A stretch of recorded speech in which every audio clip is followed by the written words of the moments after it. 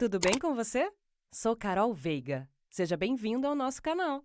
Esse canal foi feito para você, aposentado ou pensionista do INSS, que precisa estar bem informado sobre tudo o que acontece em relação aos seus benefícios e às notícias do INSS. Estamos aqui para trazer sempre notícias atualizadas e gratuitas para você. E no vídeo de hoje falaremos sobre INSS e Dataprev desenvolvem sistema para concessão de pensão por morte. Também falaremos sobre INSS. STJ garante revisão para 14.500 processos parados. E falaremos também sobre Judiciário obriga INSS a pagar salário a gestantes afastadas do trabalho. Mas antes de começar, não se esqueça de se inscrever em nosso canal e ativar o sininho das notificações. Somente assim você receberá informações gratuitas e atualizadas. Deixe também o seu joinha e faça seus comentários. Comente aqui embaixo de qual cidade e estado você está assistindo. Vamos lá?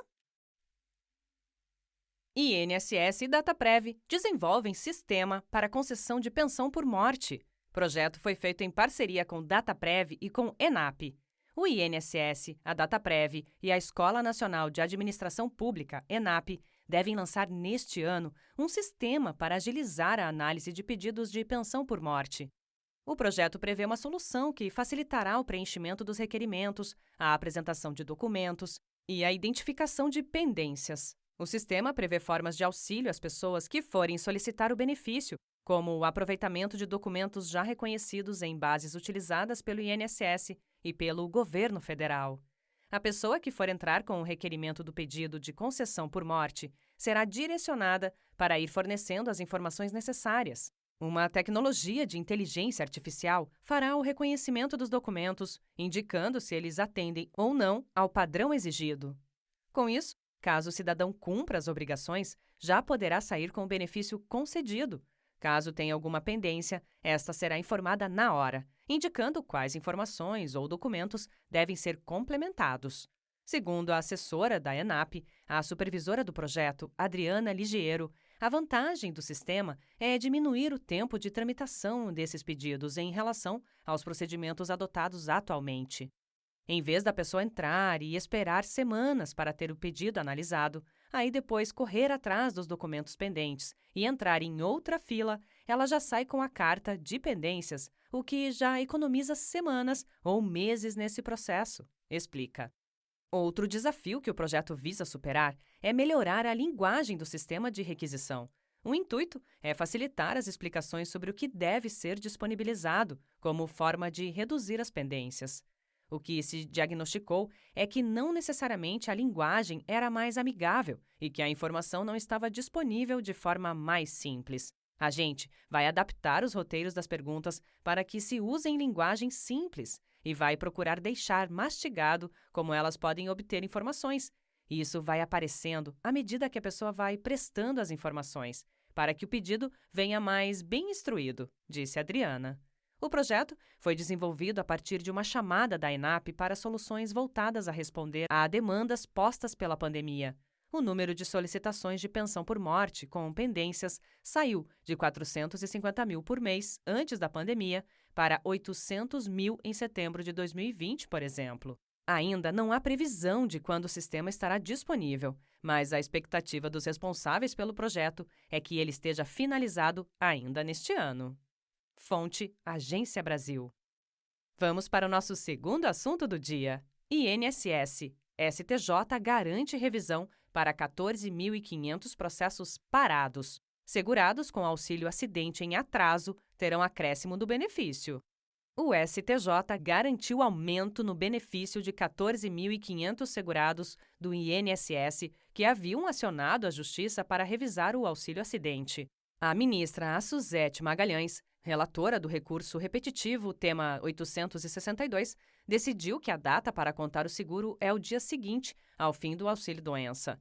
Desde a reforma da Previdência em 2019, o auxílio-doença passou a se chamar benefício por incapacidade temporária. A decisão anterior do TJ São Paulo, Tribunal de Justiça de São Paulo, considerava a data inicial como o pedido da citação no INSS.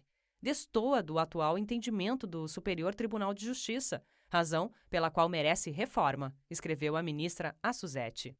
A decisão, publicada no início deste mês, considerou o texto da Lei 8.213, de 1991, sobre as regras de concessão do benefício, que, no seu artigo 86, determina que o auxílio-acidente deve ser pago na sequência do auxílio-doença.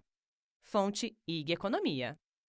E agora vamos para o nosso terceiro assunto. Judiciário obriga INSS a pagar salário às gestantes afastadas do trabalho. Decisão vale para funcionárias grávidas que não conseguem exercer o trabalho à distância. A Lei nº 14.151/2021 determinou que gestantes fossem afastadas do trabalho presencial sem prejuízo à remuneração, em decorrência da pandemia de coronavírus. Por meio da Justiça, empregadores têm conseguido repassar a conta do INSS, que deve pagar salário maternidade às funcionárias neste período de emergência. Pagamento de salário maternidade. Recentemente, uma empresa que presta serviços de atendimento médico de emergência a hospitais obteve sentença favorável na 14ª Vara Civil Federal de São Paulo. A decisão obriga o pagamento de salário maternidade a enfermeiras gestantes. A empresa alegou que seria impossível prestar serviços de enfermagem à distância e teria que contratar outras profissionais. Afirmou ainda que, de acordo com a Constituição, é dever do Estado garantir o direito à vida, à maternidade, à gestante e ao nascituro.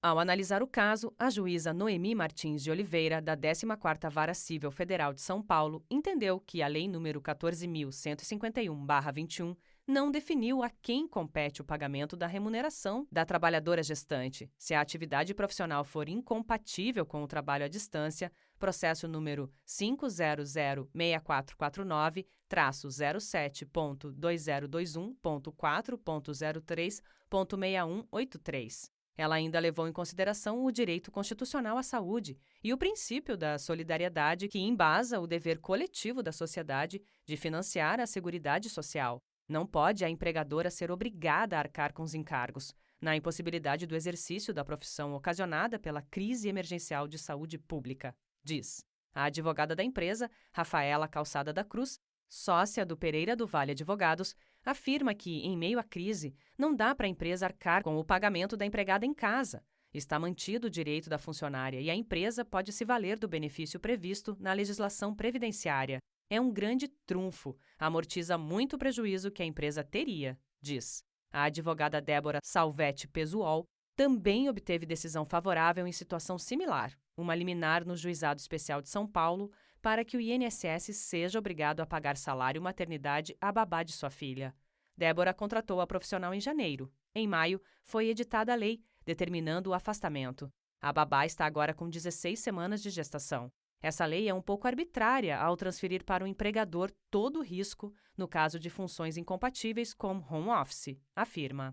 No pedido, ela destacou que o INSS já paga licença maternidade antecipada para gestantes em atividades insalubres, como previsto no parágrafo 3º do artigo 394-A da Consolidação das Leis do Trabalho, CLT, incluído pela Lei nº 13.467/17, Reforma Trabalhista. Para Débora, o mesmo deveria ocorrer nessa situação de pandemia.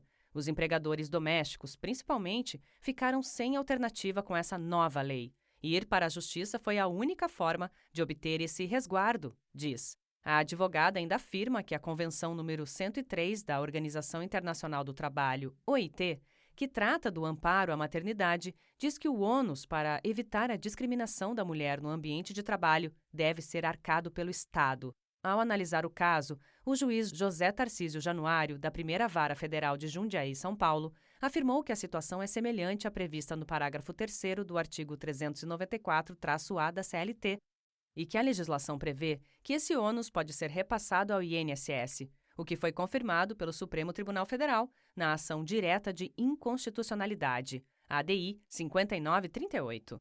Solução para empresários. Essas decisões, segundo Mayra Palópoli, da Palópoli e Albrecht Advogados, trazem mais uma alternativa aos empregadores. Ela afirma que muitos de seus clientes optaram por suspender o contrato, como prevê a medida provisória número 1045 de 2021. Nesses casos, quando a funcionária voltar da licença maternidade, ainda terá estabilidade a mais pelo período de suspensão. Essa lei que determinou o afastamento acaba gerando discriminação, uma vez que empregadores vão optar por contratar homens. Com essas decisões, o ônus é transferido para a coletividade, diz. Além da suspensão do contrato, Rafaela da Cruz afirma que empresas também têm adotado antecipação de férias e banco de horas, mas acrescenta, são soluções transitórias e oneram as empresas. Fonte: Contábeis. E então, o que você achou deste conteúdo? Espero que você tenha gostado. Para mais notícias como estas, não se esqueça de se inscrever em nosso canal e ativar o sininho das notificações. Assim, você fica por dentro de todas as notícias que trouxermos aqui no canal. Obrigada e até logo!